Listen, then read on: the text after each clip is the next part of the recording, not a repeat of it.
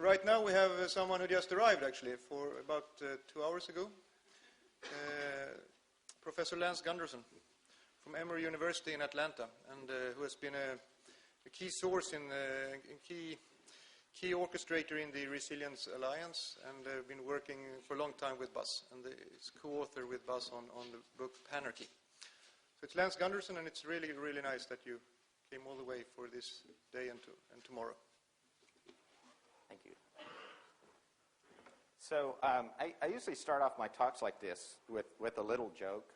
So my last name is Gunderson. My ancestors came from Norway, and I'm what folks call an extroverted Norwegian. And the way you can tell that is I look at your shoes when I talk to you.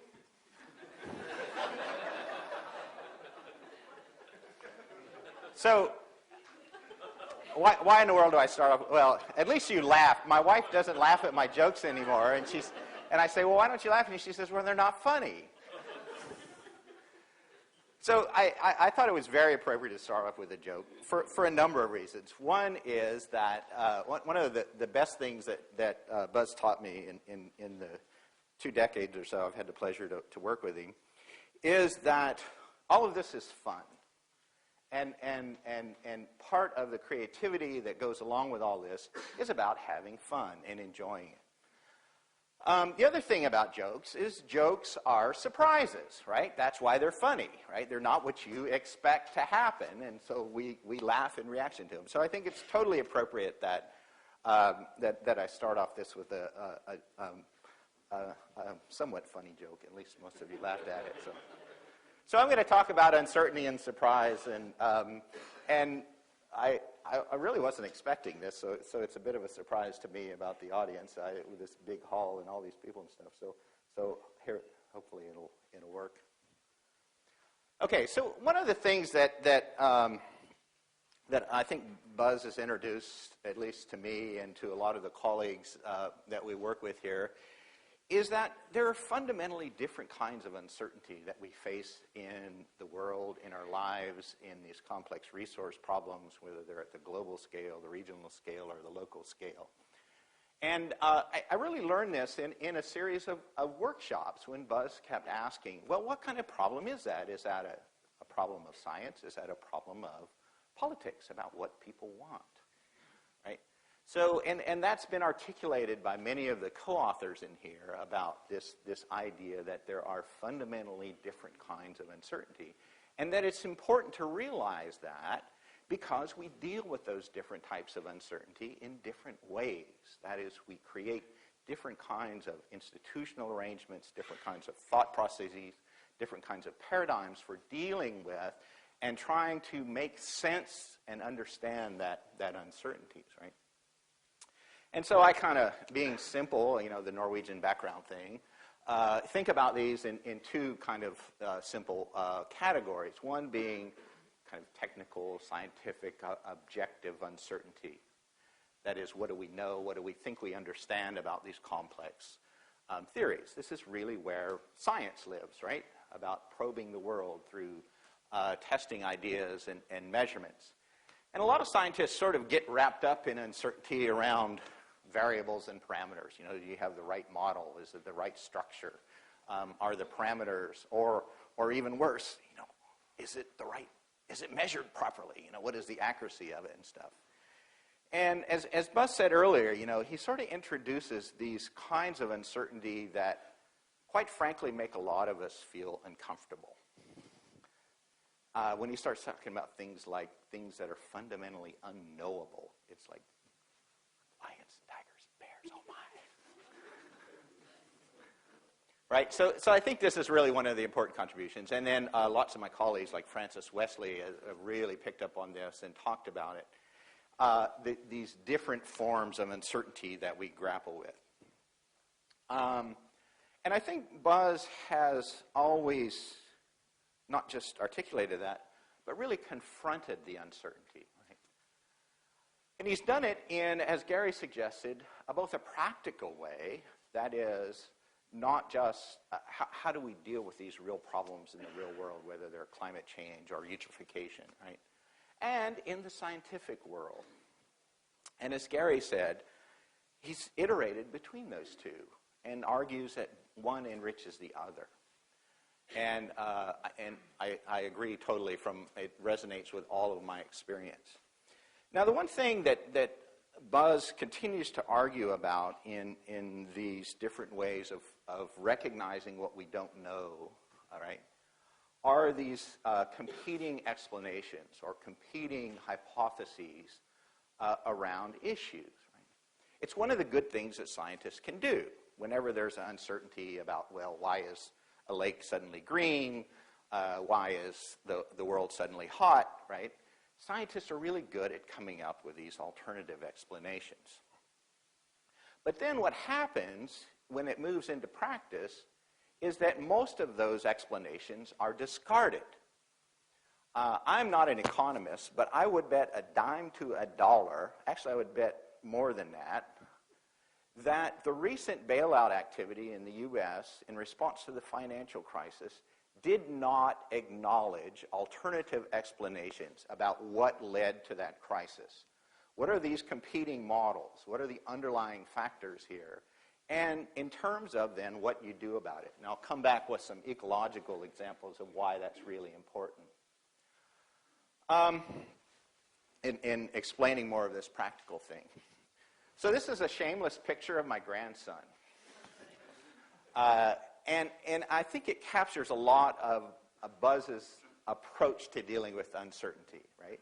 It is. It's this wonder, this joy, but it's in action. It's not in thinking, it's in doing, right?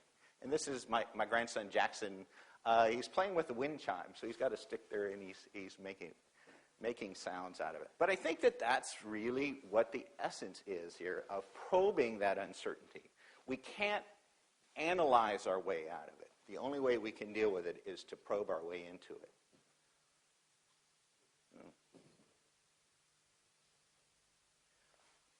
So one of the practical results of this, as Gary said, is this whole approach that is, again, sort of following this same time course dynamics as the ecological idea of resilience, of dealing with resource management called adaptive environmental assessment and management, which Buzz and crew at YASA in the mid-'70s developed. And it has this same kind of feel or flavor, if you will, of using a whole bunch of different methods, right? And to probe the different kinds of uncertainty that are around these resource issues. And to integrate these processes, right? I think this has been another sort of aspect of Buzz's scholarship in applied activity, is that these much more productive and success comes out of integrating these activities, such as this approach. So I think it's fair to say that this has pretty much, at least in the U.S., replaced almost every governmental-based way in which they manage natural resources. Everyone is doing adaptive management, at least they say they are if you ask them. Okay, so getting back to this idea, at the heart of adaptive management is trying to, and this is building on this notion of uncertainty. When we're uncertain about some things, the best we can do is come up with these competing explanations, right? This is really the heart and the value of what the IPCC has contributed to climate change research, right? Is this ability to not just articulate these alternative models or explanations, if you will, and then battle it out in the literature, right? That's a sort of traditional scientific method. You know, my model will beat up your model, you know, and I published in this journal, so I must be right. But what Buzz brought is it said that, well, you have to have these other forums in which these competing explanations are developed. That's really the power of science. That's the power of adaptive management. I met Buzz 20 years ago. I had been working as a bureaucrat biologist in the Everglades for a decade and was quite frustrated. That is, we had, and colleagues had been working there, and we had been doing all good science, right? But nothing was being solved. There were no no progress, a continuing decline, if you will, of environmental problems, like a lot of other places as well. So in solution to that, we did what all scientists do, right? We had a symposium and we wrote a book. Well, the smartest thing that we did in that symposium, writing the book, was to engage Buzz and Carl Walters in looking at a much more integrated assessment about the issues and the problems of the Everglades, and in articulating these competing explanations and trying to figure out ways of sorting among them, right? In fact, Buzz wrote an editorial for the journal he was the first editor-in-chief of, Conservation Ecology at the time, about different modes of science, about how important it is not just to prove or disprove a hypothesis, but really to deal with these competing explanations. And that article was thought to be so important that it's now included in one of the fundamental ecology textbooks written by the late Gene Odom and Gary Barrett. So again, these ideas of confronting uncertainty. I'm not going to belabor all these different hypotheses about what happened to the wading bird nesting in the Everglades, other than to bring home this point. And again, this is this linkage between theory and practice. Depending upon which one of these hypotheses you believe or you think is right, it would dictate very different actions in terms of how you would attempt to resolve this. This is why I think it's so important that when there are these major crises, like, collapse of financial markets and stuff, that there are these kinds of robust assessments done that look at these alternative explanations. So it's important to not just articulate these, but to set up processes by which you can sort among these competing explanations, and then go to the next step of actually structuring actions to test those ideas, right? This is the adaptive management part of the applied approach. And in the large iconic ecosystems or socio-ecological systems, whatever we want to call it, right, these ideas are in play now, right? So we've seen over the last decade in the Grand Canyon of the U.S. 3 minutes? Okay, I'll move up. A wonderful paper just written by Perrin Kala and Terry Hughes about rezoning the Great Barrier Reef, these adaptive approaches. All right, so I'm going to quickly move through this next part because I think Gary talked about it, and talk a little bit about surprise. So this is a painting by Henri Rousseau from the late 1800s, the title of which is Surprise. You see the tiger lurking, all these sorts of things. So I think that's the other thing that Buzz has really contributed to, is how do we change the way we think and act in these complex resource systems by acknowledging that surprises occur, right?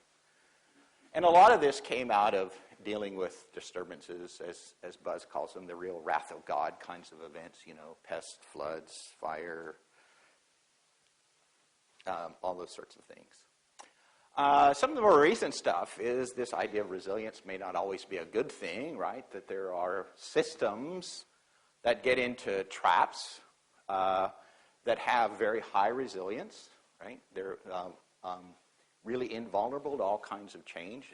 That's my university on the top picture as a good example of a very resilient system.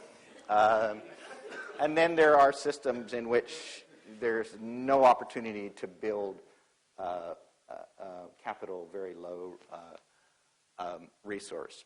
And so these ideas like panarchy really come into developing these alternative explanations about what creates these kinds of traps. And I think it has to do with these cross-scale connections that are pretty much invisible to a lot of people. So in the case of rigidity traps, which is I think the U.S. has been in for a number of years now, it really requires lots of resources from larger scales to maintain the system in the current state, even as pathologic as it might be. And this is why it requires these crises to unlock the system, right? They're usually externally driven that intersect with these internal vulnerabilities. But these systems that try to manage for these kinds of rigidities then they do get unlocked over time, right? These crises do occur. You can't put them away. On the opposite side, things like poverty traps occur because of this inability for large-scale systems to provide input into the smaller scales, and from these cascading processes that feed up from smaller scales to keep the system in this kind of poverty trap. The point of this is not whether it's true or not, but that these sort of heuristics or conceptual models change the way in which we think about these problems. And I think they do so for the better. So another way of saying what Gary said, I think one of Buzz's contribution has been he has sort of shown us that there are these fundamentally different classes of problems that we face in our lives at the planet. And that for most of the 20th century, we've been sort of approaching them as simple problems that are fairly tractable. And yet, as we move into the early part of this century, we recognize that there are a class of these resilience problems in which there's a fair amount of predictability, but a lot of unknowns as well. But then this last one is, again, this really kind of get scared problem, right? These wicked ones that, like global climate change, in which we don't have any experience for. And there's lots of new things. So to kind of finish up here as a kind of summary of what Johan said and others have said, that the scales of our impacts are increasing, things are becoming more complex, less predictable, and the consequences of what we do are more severe. So I'll end with one of Buzz's quotes. He said this in essence in his speech earlier, but this has been quoted and cited by many people, that uncertainty is very large and we cannot predict, but to act inventively and exuberantly in diverse adventures in living and experiment. So to you, Buzz, because I think you've done that all of your life. So thank you. Keep on, Buzz.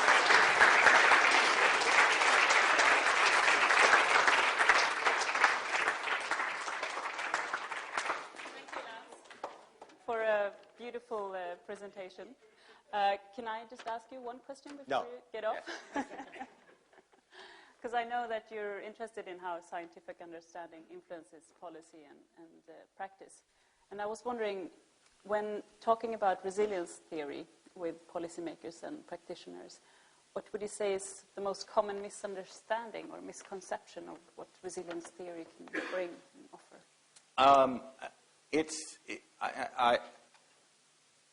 I think it's understanding the sort of depth of the idea. At the heart of the resilience theory is it forces us to think about these as dynamic, changing systems. And a lot of people don't want to those kind of more complicated thought models. They don't want to have. It's too complicated, right? So they shut them out. So part of it's an education problem, but I think that there has been a lot of inroad. So I think certainly from the technical side that I see, the scientists who are involved with this, there are a lot of adaptation of these ideas and what the implications for them are. Less so on the political side. A quick example, last year the U.S. Congress was drafting some coral reef legislation and they wanted to put the word resilience in it. And they struck it out because nobody understood what it meant. So, okay. I think it's yet to make it up to that level. Some more work to do. Yes, yes. So.